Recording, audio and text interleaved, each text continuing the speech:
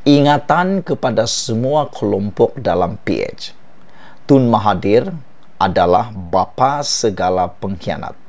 Mesti dijauhi dan jangan sesekali didekati. Meskipun semalam Setiausaha Agung PKR Saifuddin Nasution Ismail telah menjelaskan bahawa PH akan mendapati PRU 15 akan datang ini tanpa penyertaan Tun Mahathir Mohamad, GTA dan Pejuang rupa-rupanya masih ada kelompok yang teruja dengan bekas Perdana Menteri itu. Pengarah komunikasi amanah Khalid Samad nampaknya tidak faham bahawa respon Anwar Ibrahim tentang kesediaan PH bertemu GTA itu hanyalah sekadar respon biasa kepada pelawaan Tun Mahathir yang tidak lebih daripada itu. Sedemikian, kenyataannya yang mengalu-alukan kesediaan Anwar bertemu Tun Mahathir.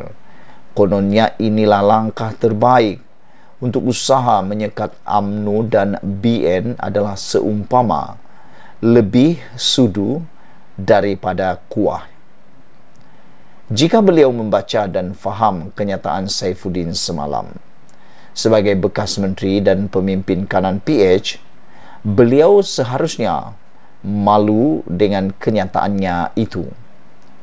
Sebelum ini juga, apabila ditanya wartawan, Anwar turut memberi respon yang sama dan ia lebih memperlihatkan sifat berbudi bahasanya semata-mata.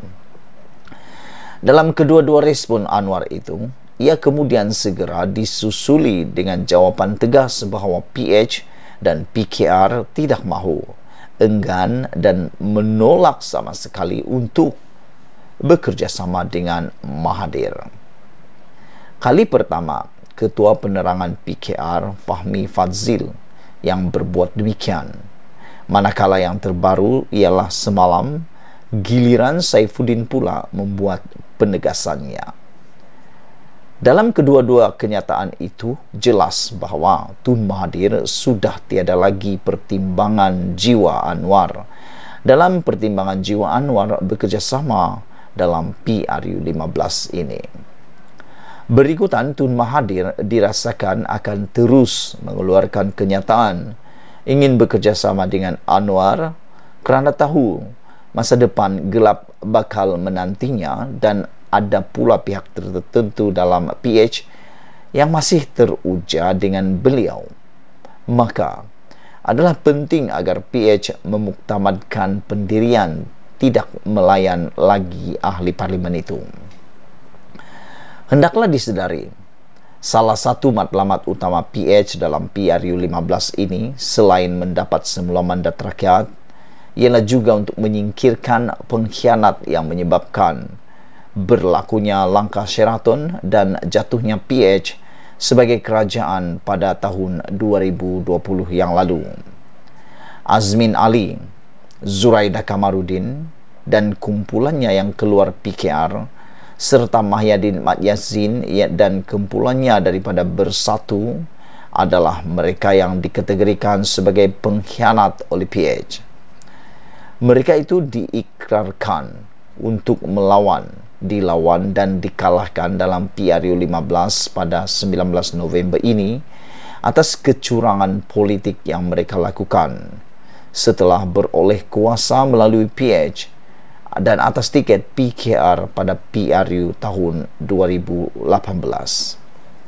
Malah, keputusan Anwar bertanding di Tambun melawan Ahmad Faizal Azumu atau Peja daripada Bersatu adalah sebahagian daripada agenda untuk menyingkirkan pengkhianat yang sama.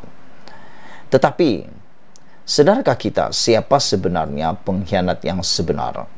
Malah lebih besar lagi sifat khianatnya dan boleh dianggap sebagai bapa pengkhianat kepada PH.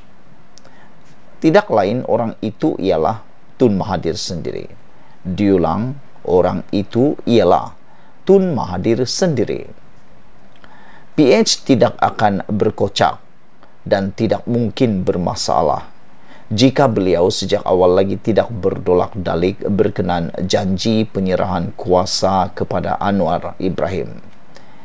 PH tidak akan berkocak, tidak mungkin bermasalah jika Tun Mahathir tidak membawa Azmin yang sudah mengangkat sumpah sebagai Menteri Besar Selangor, sebagai Menteri Hal Ehwal Ekonomi, serta melantik senarai yang diberi PKR untuk lantikan menteri dalam kabinetnya.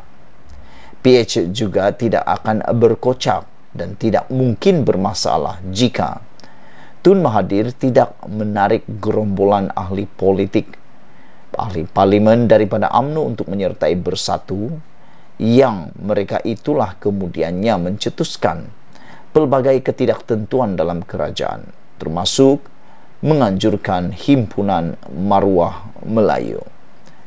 Semua perkara di atas tidak akan berlaku tanpa restu Tun Mahathir. Bahkan pada petang berlakunya langkah Sheraton, semua ketua-ketua parti yang menyokongnya agar tidak menunaikan janji peralihan kuasa kepada Anwar telah mengadakan pertemuan di kediamannya di The Mines. Selepas itu, susulan Bersatu keluar PH dan tanpa berunding serta menolak seberang rayuan, Tun Mahathir telah menghantar surat peletakan jawatan yang tujuannya ialah supaya beliau tidak dapat dilantik semula sebagai Perdana Menteri dengan sokongan mereka yang datang ke kediamannya itu, sekaligus mengenepikan PH dan janji serah kuasa kepada Anwar. Jadi, tidak syak lagi, Tun Mahathir adalah bapa segala pengkhianat dan kekecamukan politik yang berlaku setelah PH beroleh kuasa adalah hasil perancangan serta restunya. Walhal, majoriti yang diperoleh PH sebagai kerajaan adalah cukup stabil untuk bertahan sehingga habis penggal.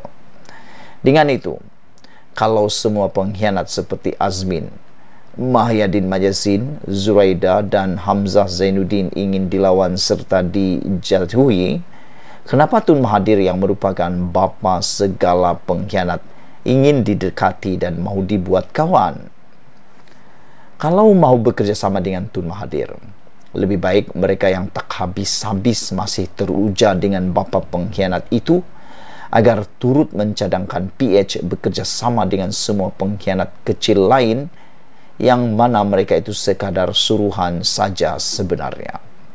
Jika tidak, berhentilah mahu tunjuk baik dengan bapa pengkhianat yang keinginannya berkhianat lagi, sentiasa membara selagi yang ada di depannya ialah manusia yang bernama Anwar Ibrahim. Tinggalkan komen Anda untuk isu kali ini. Jangan lupa tekan butang subscribe. Malaysia kita punya, kita jaga sama-sama. Ingatan kepada semua kelompok dalam PH, Tun Mahathir adalah bapa segala pengkhianat, mesti dijauhi dan jangan sesekali didekati. Kita jumpa lagi. Bye-bye.